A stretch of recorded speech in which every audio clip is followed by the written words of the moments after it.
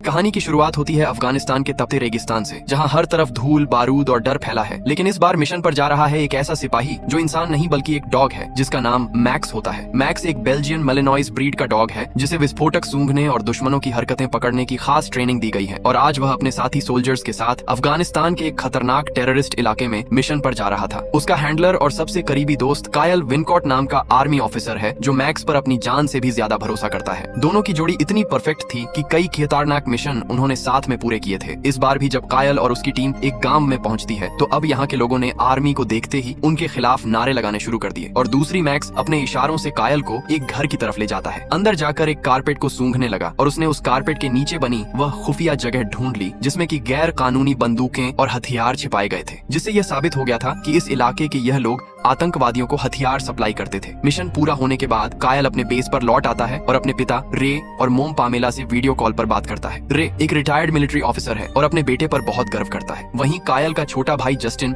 एक आम अमेरिकी लड़का है, जिसे गेम खेलना और बाइक चलाना पसंद है। उसे कुत्तों में कभी खास दिलचस्पी नहीं रही, लेकिन कायल के लिए मैक्स परिवार जैसा ही था। कायल अपने घर की बातों में हमेशा मैक्स का जिक्र करता था और पामेला को भी वह डॉग बहुत प्यारा लगता था। कुछ दिन बाद कायल के सीनियर ऑफिसर ने उसे अपने पास बुलाया और पता लगा कि जितनी भी बंदूकें इन्होंने जब्त की थी, उनमें से सारी ऑफिस तक नहीं पहुंची। उन्हें शक था कि शायद कायल की टीम से ही कोई हथियार चुरा रहा है। कायल ने अपनी टीम से पूछताछ शुरू की तो पता लगा कि इस सब के पीछे उसके बेस्ट फ्रेंड टाइलर का ही हाथ है। लेकिन कायल अपनी दोस्ती खराब नहीं करना चाहता था, इसलिए उसने टाइलर को एक चांस देना चाहा।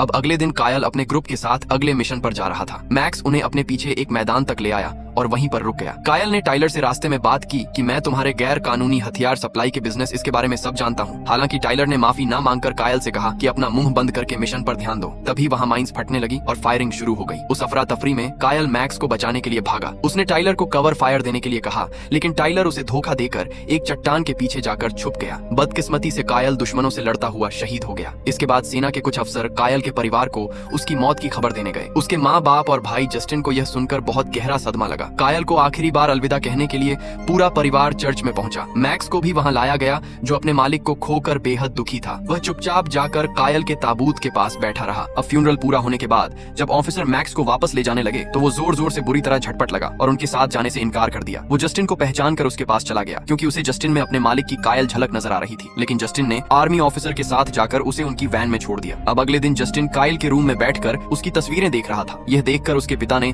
उसके पास आकर उसे दिलासा देने की कोशिश की, लेकिन जस्टिन उल्टा अपने भाई की मौत का जिम्मेदार अपने पिता को ही बताने लगा। तभी पैमेला ने आकर अपने हस्बैंड को बताया कि मिलिट्री ने मैक्स को मारने का ऑर्डर दिया है। अब बिना देरी किए वह तीनों मैक्स से मिलने डॉग शेल्टर पहुंचे। यहाँ पर आर्मी ऑफिसर बताता है कि कायल की मौत का उसके ऊपर बहुत गहरा असर पड़ा है, इसीलिए वह बहुत ज्यादा अग्रेसिव हो गया है। यह किसी के लिए भी खतरा बन सकता है, इसीलिए हमारे पास इसे मारने के अलावा कोई भी रास्ता नहीं है। लेकिन जैसे ही जस्टिन ने कमरे में कदम रखा, मैक्स शांत होकर जमीन पर बैठ गया।